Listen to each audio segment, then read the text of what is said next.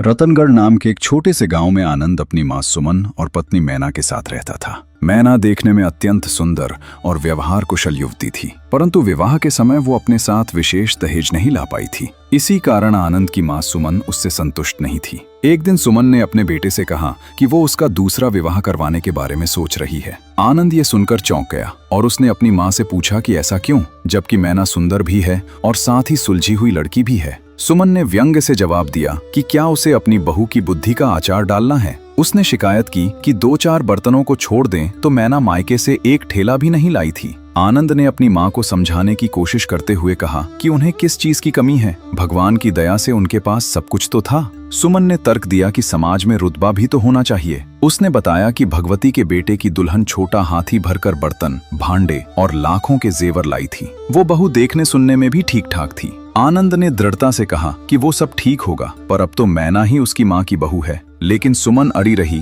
और जिद करने लगी कि वो तो दूसरी बहू ही लाएगी। आनंद ने मां को समझाया कि वो राजा महाराजों वाले जमाने चले गए थे। अब एक पत्नी के होते दूसरी शादी करना कानूनी अपराध था और उसे भी और उसकी मां को भी जेल हो सकती थी। सुमन ने चालाकी से पूछा कि अगर वो पहले ही मैना को भगा दे तो क्या होगा। आनंद परेशान हो गया और उसने पूछा कि वो कैसे होगा। सुमन ने कहा कि वो सब तो वो संभाल लेगी, आनंद को बस देखते रहना था। इतना कहकर सुमन वहां से चली गई। अगली शाम सुमन ने मैना को ताना मारा और पूछा कि क्या उसने सुना कि मोहन की दुल्हन कितना दहेज लेकर आई थी। उसने मैना से पूछा कि क्या उसे शर्म नहीं आई। मैना ने विनम्रता से उत्तर दिया कि शर्म कैसी, जितनी उसके घर वालों की हैसियत थी उन्होंने उतना ही दिया था। सुमन ने कठोर शब्दों में कहा कि इससे ज्यादा तो भिखारी अपनी बेटी को देते हैं। ये सुनकर मैना रोने लगी। सुमन ने और कठोर स्वर में कहा कि ये रोना धोना अपने मायके में जाकर करे। उसने बताया कि वो तो अपने आनंद का दूसरा विवाह कराएगी और उसके लिए उसने तो लड़की भी देख रखी थी, शुभा, जो खूब पैसे वाले लोगों की बेटी थी।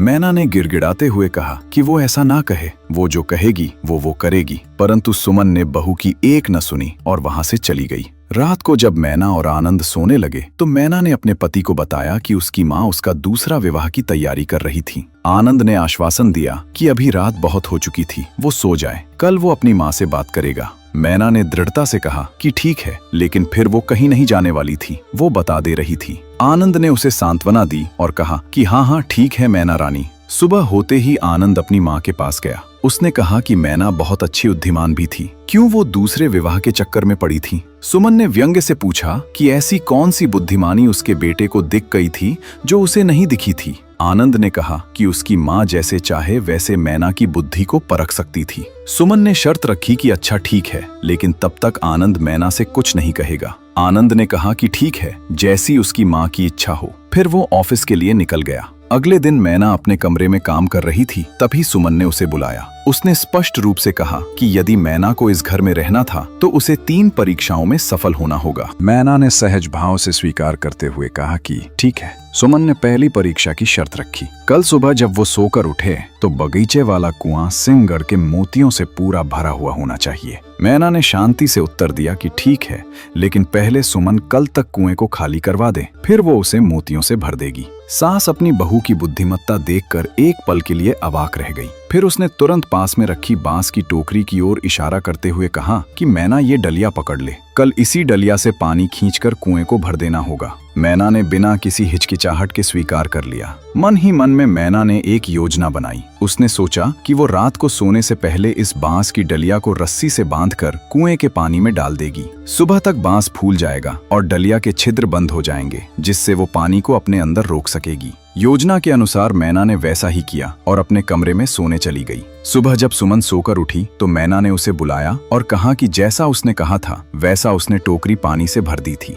सुमन जब बाहर आई तो उसने देखा कि डलिया सचमुच पानी से लबालब भरी हुई थी। वो सब समझ गई कि मैना ने रात भर डलिया को पानी में भिगो कर रखा होगा ताकि बांस फूल जाए और छिद्र बंद हो जाए। पहले तो उसके मुख पर एक मुस्कुराहट आई, पर फिर वो गुस्से में बोली कि हाँ तो होशियार, कल के लिए तैयार रहे। मैना को पूरा विश्वास था कि वो अगली परीक्षा में भी सफल हो जाएगी। दूसरे दिन सुबह आनंद काम के लिए निकल गया। सुमन ने मैना को बुलाकर कहा कि घर में चावल का एक दाना भी नहीं बचा था। उसे बाजार जाकर एक पूरी बोरी चावल ले आना था। मैना ने पैसे मांगे। सुमन ने कठोर स्वर में कहा कि अरे ये तो बात आती थी, मैना को चावल बिना पैसे के लाना था। मैना ने चिंता व्यक्त करते हुए कहा कि क्या बिना पैसे के, और अकेले उतनी दूर बाजार जाना भी ठीक नहीं था। सुमन ने कहा कि तो वो साथ में ये नीलगाय ले जाए। फिर उसने एक और शर्त जोड़ दी कि हाँ, और सुन, नीलगाय को बेच कर मत आना, नहीं तो वो उसे घर में पैर नहीं रखने देगी। मैना ने आश्वासन दिया कि ठीक है। सुमन निश्चिंत रहे। मैना सोचने लगी कि ये कैसी परीक्षा है, न पैसे दिए न नीलगाय बेचने दी, फिर चावल कैसे लाए।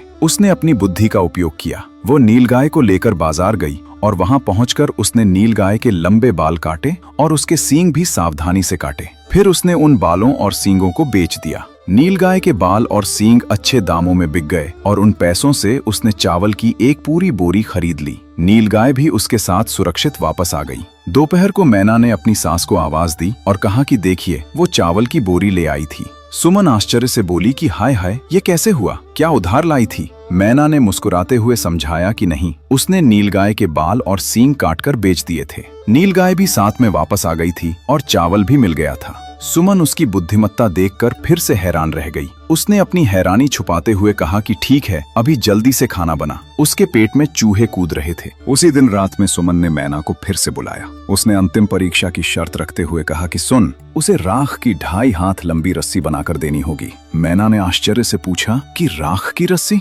सुमन ने गंभीरता से दोहराया कि हाँ, बिल्कुल सही सुना था उसने, राख की रस्सी। उसने स्पष्ट किया कि ये मैना की आखिरी परीक्षा थी। अगर वो इसमें सफल हो गई तो वो जो कहेगी सुमन वही करेगी। मैना बिना कुछ कहे चुपचाप अपने कमरे में चली गई। सुबह होते ही सुमन मन ही मन खुश होते हुए सोचने लगी कि अब तो लगता था कि इस पहेली का कोई तोड़ नहीं मिला मैना को। वो आज तक सामने नहीं आई थी। उसने सोचा कि चलो बढ़िया है, अब पिंड छूटा, अब वो जाकर नहा लेगी और फिर मैना को घर से निकाल देगी। लेकिन उधर मैना रात भर सोचती रही थी। उसे एक युक्ति सूझी थी। उसने सुबह एक बड़ी थाली ली और उसमें राख समतल रूप से फैलाई। फिर उसने एक साधारण 2.5 हाथ लंबी सूती रस्सी ली और उसे उस राख से भरी थाली में सावधानी से रख दिया। फिर उसने उस रस्सी में आग लगा दी। धीरे धीरे रस्सी जलने लगी और राख में बदलने लगी। जब रस्सी पूरी तरह जल गई तो उसकी राख थाली में रस्सी के आकार में ही रह गई, एक पूरी राख की रस्सी 2.5 हाथ लंबी। जब सुमन नहाकर वापस आई तभी मैना धीरे से उस थाली को लेकर आई और उसने अपनी सास के सामने रखते हुए कहा कि लीजिए, ये राख की 2.5 हाथ की रस्सी थी। सुमन ने थाली की ओर देखा। वहां राख में रस्सी का पूरा आकार स्पष्ट दिख रहा था। उसे मैना की बुद्धिमत्ता का एहसास हो गया। उसकी आंखों में अचानक आंसू आ गए और उसने तुरंत मैना को अपनी बाहों में भर लिया। सुमन भावुक होकर बोली कि मैना तो सच में विदुषी थी, अत्यंत बुद्धिमान थी। उसके आनंद के लिए मैना से अच्छी दुल्हन तो कोई हो ही नहीं सकती थी। उसने स्वीकार किया कि उससे बहुत बड़ी गलती हो गई थी। उसने मैना को केवल दहेज की कमी के कारण कम आंका था, जबकि असली गुण तो बुद्धि और समझदारी में होते हैं। उसने मैना से क्षमा मांगी। उस दिन के बाद सुमन ने कभी दहेज की बात नहीं की और मैना को अपनी सबसे प्यारी और बुद्धिमान बहू माना। घर में खुशियां छा गईं। शिक्षा: